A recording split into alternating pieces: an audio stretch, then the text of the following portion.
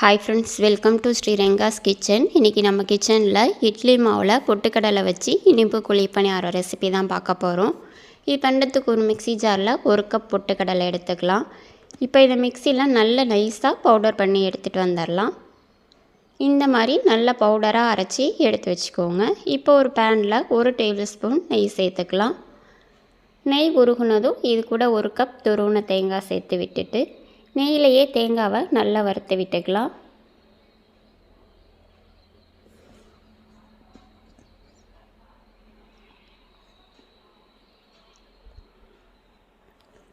இப்போ பாருங்கள், தேங்காவோட கலரும் மாறி நல்லா வறுபட்டு வாசம் வருது. இப்போ இதை ஒரு பிளேட்டில் மாற்றி எடுத்து வச்சுக்கலாம். இப்போ அதே பேனில் 1 கப் வெல்லம் சேர்த்து விட்டுட்டு கூடவே 1/4 கப் தண்ணி சேர்த்துக்கலாம். வெல்லம் கரைஞ்சி வந்தால் போதும், எந்த பதமும் தேவையில்லை. இப்போ பாருங்கள், வெல்லம் எல்லாமே நல்லா கரைஞ்சி வந்திருக்கு. இந்த ஸ்டேஜில் இது கூட 1/2 டேபிள் ஸ்பூன் ஏலக்காய் தூள் சேர்த்து விட்டுட்டு நம்ம அரைச்சி எடுத்து வச்ச பொட்டுக்கடலை பவுடரையும் இதோடு சேர்த்து விட்டுக்கலாம். கூடவே நம்ம வறுத்து எடுத்து வச்ச தேங்காயையும் சேர்த்து விட்டுக்கலாம். இப்போ இதை எல்லாத்தையுமே நல்லா கலந்து விட்டுக்கோங்க.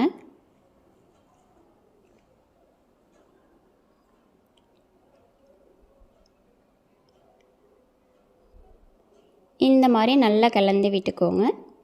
இப்போ இது கூட 1 டேபிள் ஸ்பூன் நெய் சேர்த்து விட்டுக்கலாம்.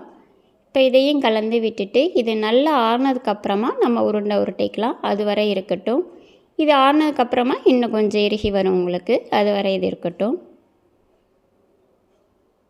இப்போ பாருங்கள், நல்லா ஆறிடுச்சு. இது நல்லா இறுகியும் வந்திருக்கு. இந்த ஸ்டேஜில் இதிலேருந்து கொஞ்சம் கொஞ்சமாக எடுத்து சின்ன சின்ன உருண்டையாக எல்லாத்தையுமே உருட்டி எடுத்து வச்சுக்கோங்க. இந்த மாதிரி மாவில் எல்லாத்தையுமே உருண்டையாக உருட்டி எடுத்து வச்சுக்கலாம். இப்போ நான் இன்றைக்கி ஆட்டின இட்லி மாவை ஃப்ரெஷ்ஷாக எடுத்திருக்கேன். இப்போ இது கூட 1 டேபிள் ஸ்பூன் அரிசி மாவு சேர்த்து விட்டுக்கலாம். இப்போ இது ரெண்டையும் நல்லா கலந்து விட்டுக்கோங்க. இட்லி மாவு கொஞ்சம் கெட்டியாக இருக்கணும்.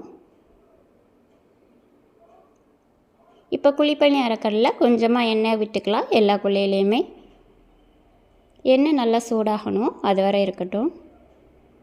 இப்போ எண்ணெய் சூடானதும் நம்ம உருட்டி வச்ச உருண்டையை இந்த இட்லி மாவில் டிப் பண்ணிவிட்டு இதை எடுத்து குழிப்பணி அரைக்கல்ல ஒன்றா சேர்த்து விட்டுக்கோங்க. ஒவ்வொரு உருண்டையும் இந்த மாதிரி இட்லி மாவில் டிப் பண்ணி இந்த மாதிரி சேர்த்து விட்டுக்கோங்க. இது வேகட்டும். இப்போ இதை திருப்பி விட்டு அந்த சைடும் வேக வச்சு எடுத்துக்கலாம்.